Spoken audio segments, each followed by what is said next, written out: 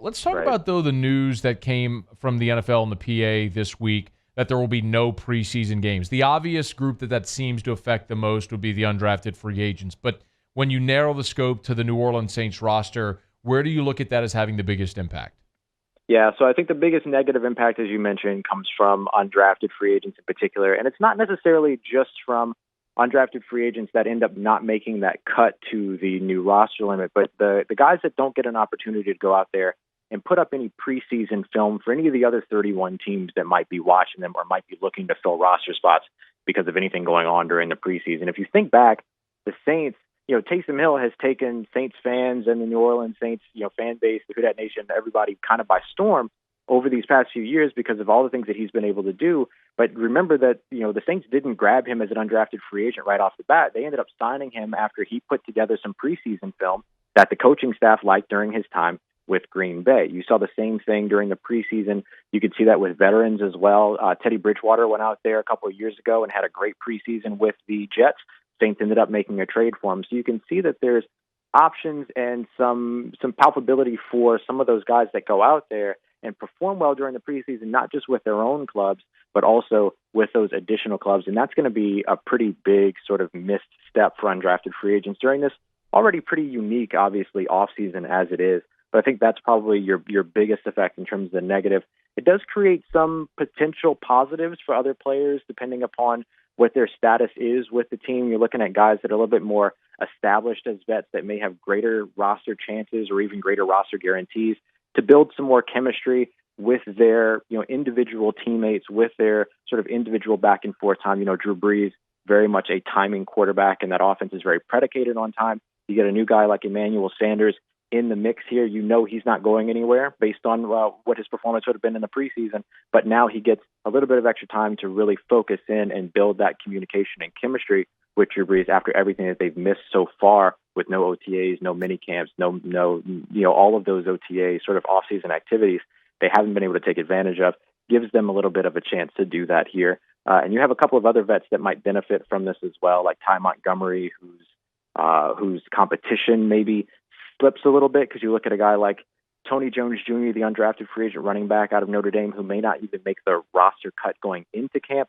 That lessens competition, gives him more time to build and sort of find what it was that he mentioned in his introductory press conference to the team, where it is that he fits within the offense with all of the different types of things that he can do. So there's a little bit of a different perspective depending upon where you are within this team about how it might affect not having a preseason. So I know you wrote a piece at Canal Street Chronicles about Emmanuel Sanders and what his role could be as number two. But one of the big questions that a lot of Saints fans have had, and many thought that they would address in the draft, would be a third wide receiver. Ty Montgomery could be that guy. I don't know that. I mean, it always seems like they're going to find a guy. Breeze always finds a guy to throw the ball to. But was there an undrafted guy who you were maybe really eager to see pop or potentially pop here in preseason games or in practice?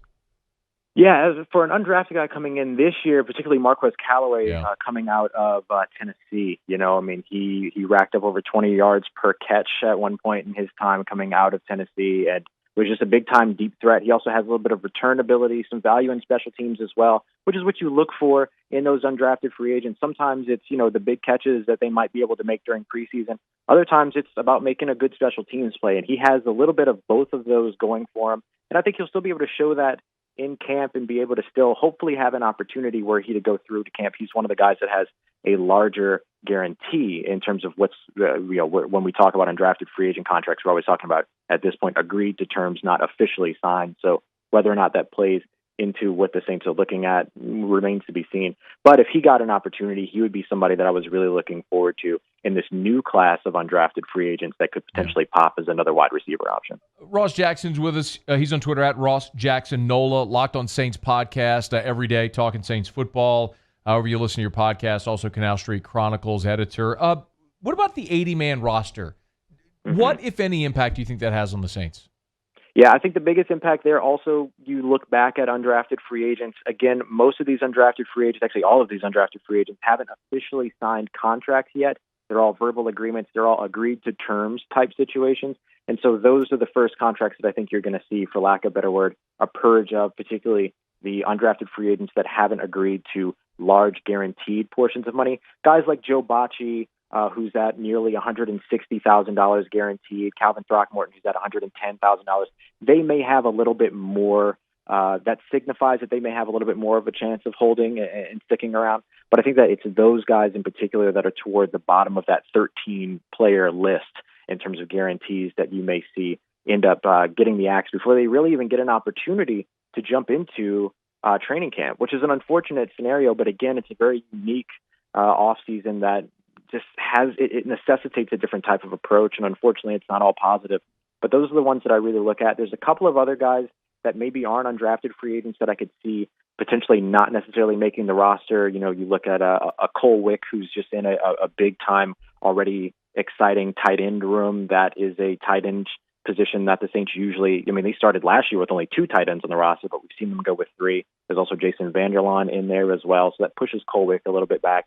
You look at another more veteran guy like Chris Johnson, one of the safeties in a very busy safety room. So you could see that permeate beyond just the undrafted free agents in terms of where it could potentially have the effect to bring in 10 fewer players going into camp. What would be, if you were to narrow the scope to maybe a couple of position battles where you think there are going to be roster spots down? You know, I mean, honestly, Ross, with a team like the Saints, when they've been as good as they are, you're going to camp probably knowing 48. Probably 48 rosters. I mean, I'm not overstating it. I mean, like, no, not at all. So there's maybe a handful of roster spots up for grabs. Where are those from your estimation? Yeah, I think that most of these, and this has just been the sort of situation for the Saints over the past few years. We're having conversations about running back 3 and tight end 4, right. and like we're talking about these guys, and you know that's actually a testament to the Saints fan base, of course, and the media coverage in that, you know, we know the roster is up and down from 1 to 90, but the Saints in particular, it really speaks towards, well, the way that they draft. It's why I don't get mad that they traded away all 3 of their day 3 draft picks to move up and grab a guy like Adam Troutman, because there simply weren't enough roster spots really to go around anyway to bring in a full 7-person class. So you look at a couple of places where you're going to see the most sort of effect from some of these camp battles. Wide receiver 3 could potentially be one that we've already started to reference here. Curtis Johnson, CJ, he really believes in Traquan Smith. He mentioned in one of his interviews with the media that he believes that Traquan Smith is going to have a breakout year in 2020. Just want to see some more consistency out of him. He seems to show up when it matters for Drew Brees' records, which is always really great, but then there are other times where he kind of drops off a little bit.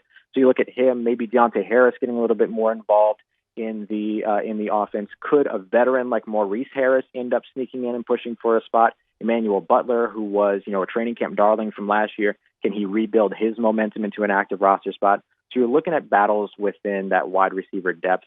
I think it's not necessarily a battle, quote unquote, but the sort of configuration of the offensive line is going to be pretty big, especially with no preseason snaps and no opportunities to really get any full speed rhythm down with this offensive line. That's going to undergo 2 big changes potentially, because you already have Larry Warford out, so you're going to need a replacement at right guard, and then you're potentially going to utilize Eric McCoy, who was your center from last year, as a part of that replacement. So then you have to replace that center position, which could be this year's first-round pick in Cesar Ruiz.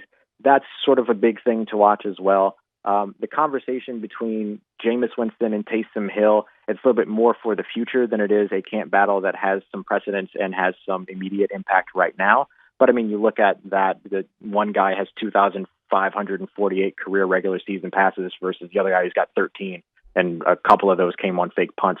So take that for what you will. I'm not really sold on the idea that Taysom Hill is a quarterback for the Saints. I think they like him in the role that he has. So maybe it's not necessarily a battle, but they'll certainly get an opportunity to see those guys during camp, but you're going to miss out a bit on seeing them in preseason. And then probably the next place over on the defensive side that stands out the most to me is going to be a couple different spots within the cornerback position.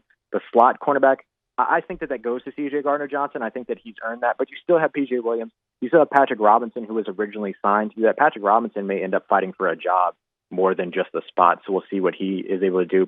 P.J. Williams has shown you a little bit more with his versatility, that he might be able to find another place to fit, in that we saw him play pretty well at safety last year after some injuries toward the end of the season. And then the boundary cornerback depth is the other big part of this conversation. You've got Marshawn Lattimore, you've got Janoris Jenkins, but who's the guy behind them? that's going to be a big one to watch between guys like Dietrich Nichols, who's coming in from the XFL, but also carries some NFL experience. You like a guy like Keith Washington out of West Virginia, who's got great size at 6'1", listed around 180 pounds. I think that's going to be a really interesting one to watch as well. Do you like anybody there at the cornerback depth? Because I really find that's a fascinating one to see, because you've got your boundary corner set. Like, who else is going to win reps there? Yeah, I get really excited about Keith Washington as an option because of his size. He's really fits the prototypical size for what the Saints like at that cornerback position. They have another undrafted free agent, Tino Ellis, who came out of Maryland, who felt like a little bit more. He was connected to Corey Robinson, who came in as a defensive assistant coach. He's 5'6", doesn't really fit the mold of what the Saints look for in the secondary. They tend to like 5'10", 5'11", or beyond. And so Keith Washington really fits that. Very interested to see what Dietrich Nichols does. He fits the prototype at 5'10". He has some NFL experience. Justin Hardy is going to be a shoo-in, I think, for the roster because of his special teams prowess. But can he also show that he can be the top guy in the depth there? So I lean a little bit more to the guys with NFL experience. So I lean a little bit more to Dietrich Nichols and Justin Hardy. And for me, Justin Hardy has the edge there because of his familiarity specifically with the Saints system. My guy's breaking down Tino Ellis. You better be listening to his podcast. It's Locked On Saints every weekday. Ross, Jackson, however you're listening to podcasts, make sure you're listening to Locked On Saints. And, of course, Canal Street Chronicles as well. Hey, man, great to chat as always. I appreciate a couple of minutes, all right? Oh, yeah, absolutely, man. Anytime. Stay safe, stay well, and I'll talk to you again soon.